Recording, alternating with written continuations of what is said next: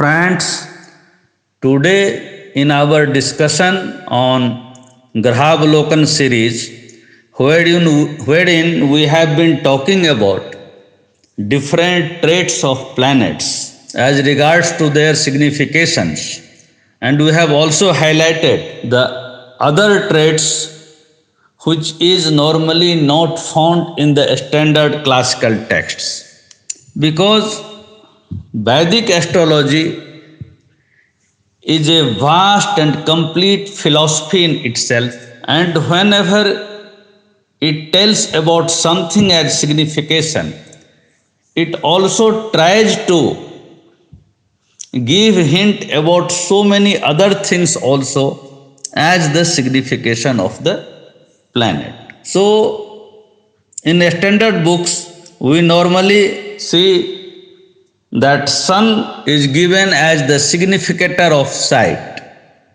or eyes, because Veda also tells Chakshoho Surjo Ajayata, meaning sun is the significator of eyes.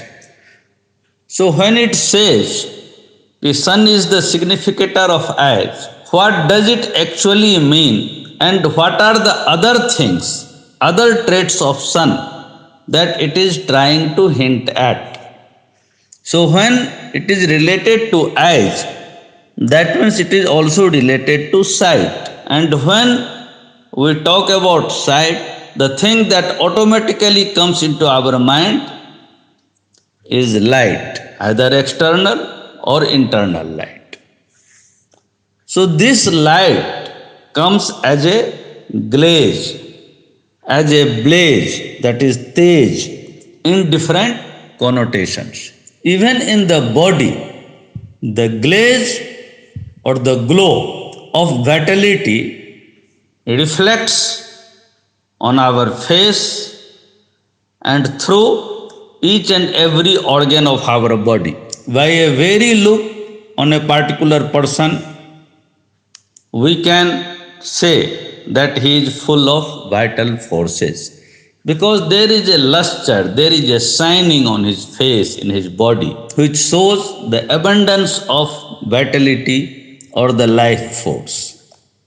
And this vital energy is very clearly visible on the face or in the body of the persons who regularly or daily do the yogic practices, that is the various postures of yoga that we do to keep our body fit. So through that, a particular type of light starts becoming reflective on our face and from every part of our body. So this shining on the body, which comes as a result of the regular practice of yoga, is also a trait of planet sun only. In that way, we can say that sun is also the significator of yoga and yogic practices. Because whenever we say that sun is the significator of eye, implying to sight, it already becomes clear that sun is the significator of insight, foresight, etc. A yogi in the advanced stage of his practice reaches a state from where he starts seeing the shining of one eternal energy in each thing and being throughout or across the globe or across the universe. This stage is reached at a very later stage and at a highly elevated stage of the aspirant, of the yogi, and the shining of the all pervasive omnipotent energy that becomes visible to the yogi when he starts seeing one and the same thing in all things and beings, is the result of his continuous meditation and penance.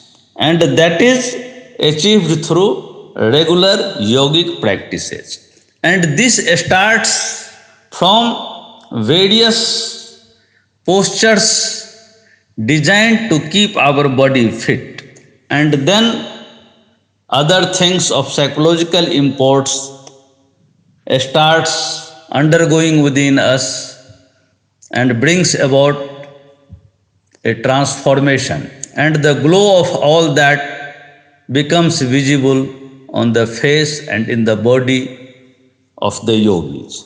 And among the various postures, there is a set of postures especially designed, and that is called Surya Namaskar. So, whether you call it Surya Namaskar or other postures of yoga, it only indicates that all these are being done to increase the life force or vitality in the body, and that is a part of yoga and a signification of planet Sun.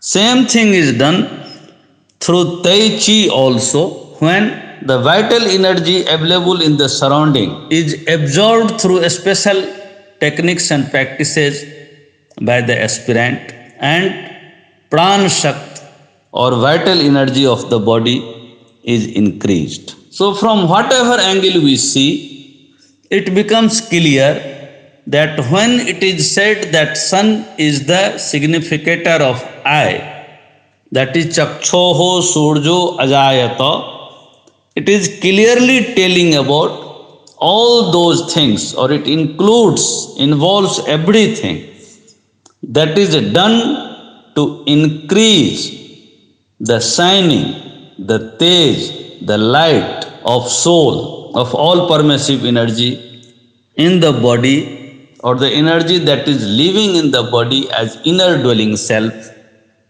That's why we call that sun is the significator of soul, that is Atman.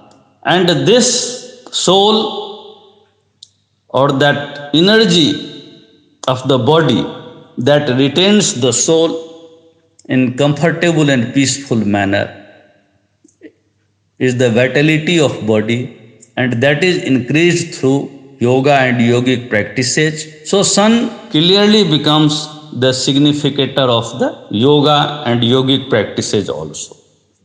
This is normally not given very clearly in the texts, but as I told you in the beginning, that Vedic astrology is a vast philosophy where one thing has been told to hint about so many other related things.